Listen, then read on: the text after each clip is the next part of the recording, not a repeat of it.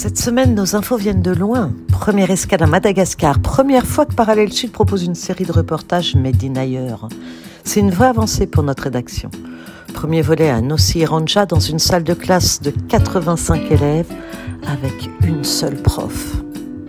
Le voyage continue avec le 7e épisode de notre série Droit de suite sur les immigrés sri-lankais.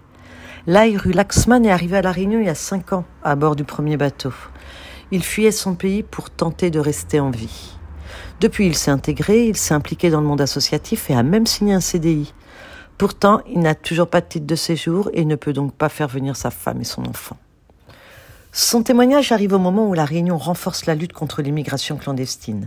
Un groupe de recherche des étrangers a été créé au sein de la police aux frontières. C'est notre scoop de la semaine. Comme à Mayotte, cette nouveauté a connu des ratés au démarrage. Le juge des libertés ayant considéré ces méthodes comme déloyales dans au moins 3 affaires. Un peu normal quand, par exemple, les policiers se font passer pour des facteurs.